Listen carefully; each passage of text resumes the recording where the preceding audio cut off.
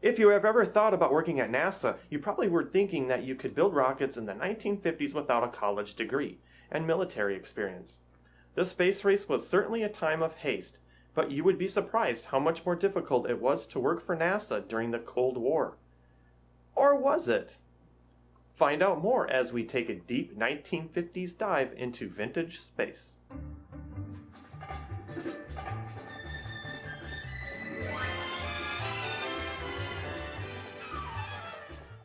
Well, folks, the burning question on everyone's mind is whether it was easier to get a job at NASA in the 1950s.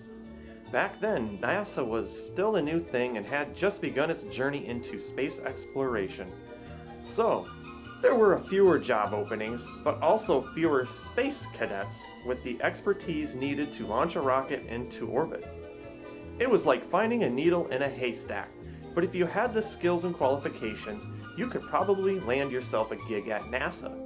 So while it may have been easier to score a job at NASA as military personnel in the 1950s, don't forget that it was still a high-stakes game. The competition was fierce, and the need for specific skills was crucial. The same goes for today's job market at NASA. However, the key difference here is that NASA offers several pathway options to climb the space ladder to success. There were only a few hundred employees at NASA during the Cold War era, and the agency was focused on developing rockets and spacecraft for military purposes and human spaceflight. Many of the people who worked at NASA in the 1950s were engineers and scientists who had been involved in the development of military aircraft during World War II. However, working at NASA in the 1950s was not without its challenges. The space program was still in its infancy, and there were many unknowns about space travel and the effects of zero gravity on the human body. There were also significant risks involved in human spaceflight, and several astronauts lost their lives in accidents during the early years of the space program.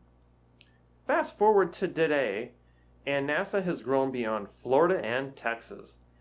There are more job opportunities than ever before, but also more competition from qualified applicants from every corner of the globe. No longer there was that pesky military requirement to become an engineer or astronaut. So while the process of designing and building spacecraft was harder in the 1950s, working at NASA was not necessarily easier than it is today.